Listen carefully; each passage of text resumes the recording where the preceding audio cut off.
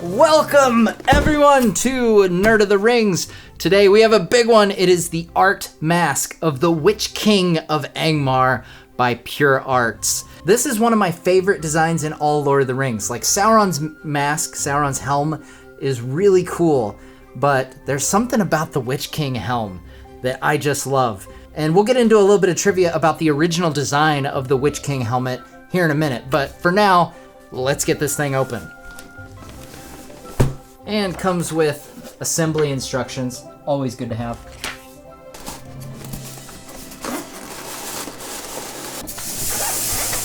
There we go. Like I've said before, you know you're getting into some serious stuff when it comes with Velcro straps on your collectible.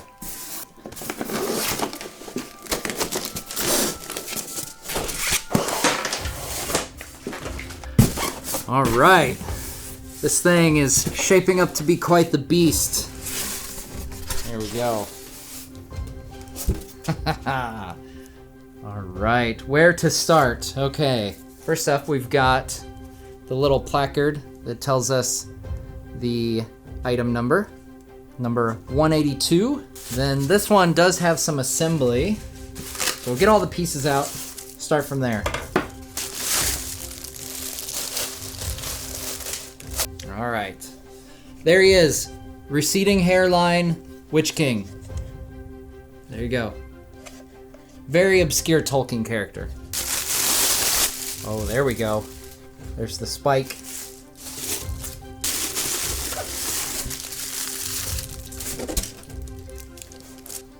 All right, and just like with the Sauron one that had Barad-dûr as the base, this one has Minas Morgul.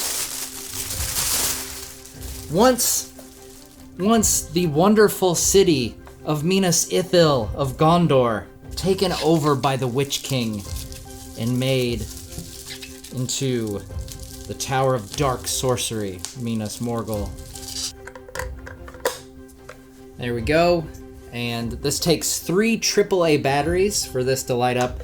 We'll get that lit up here in a minute after we get the Witch King helm put together. All right, that is the holder for the helm. Then there will be a small hole inside the helm that will sit upon. There. All right. There he is, firmly in place atop Minas Morgul. All right, and then we need the big spike. And the very front there is actually really handy. It's magnetic at this point, and then there's just 2 slots that this front spike kind of slides into. You can already see it's taking shape nicely. All right, and then all these spikes, I believe, are identical. So they just go around, and again, it's magnetic. I can kind of feel it pulling at the last second there, right on into place. And these will just go all the way around. There we go. It is the Helm of the Witch King.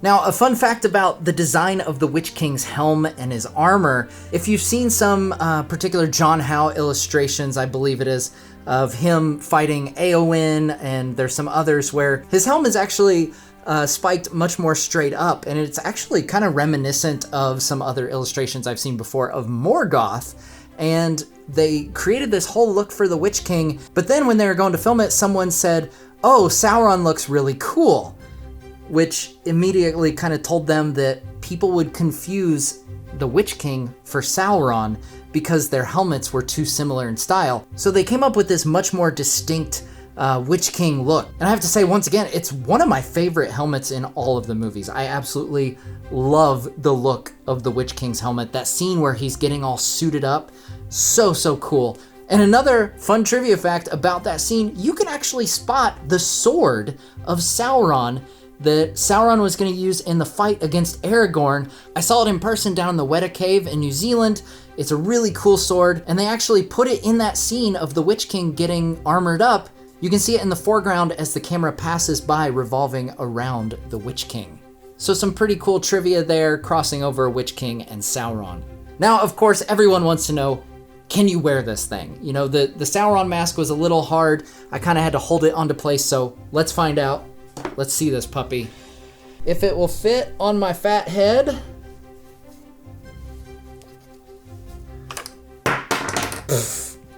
This never happened in Angmar.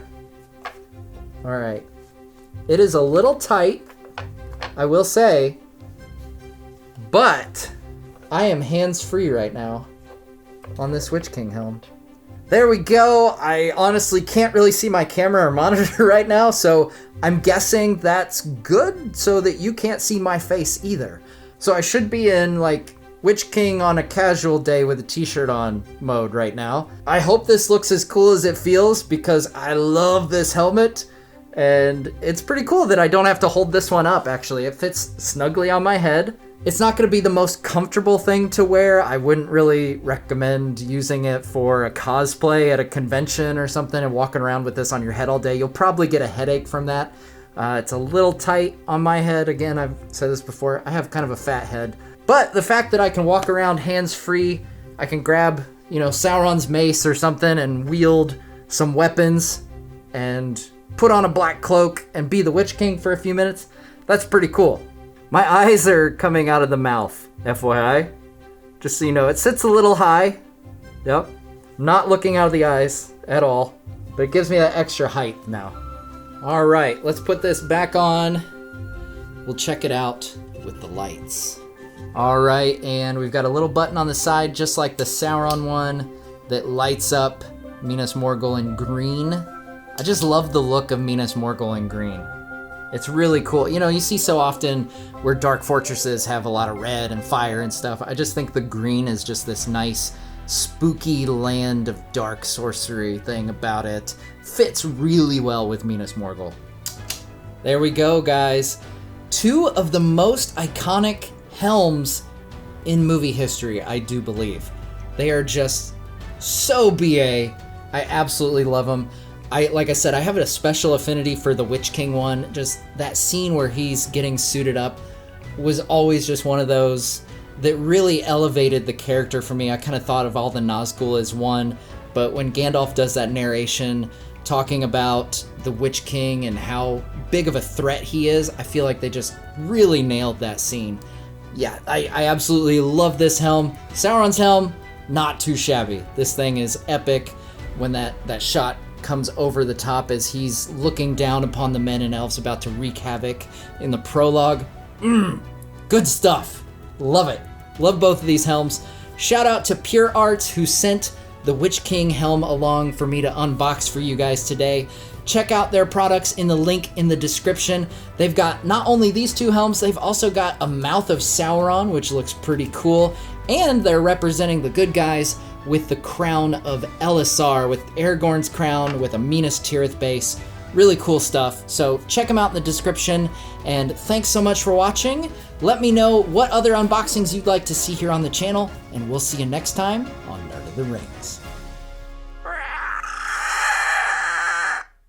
I'm gonna damage my voice trying to do that.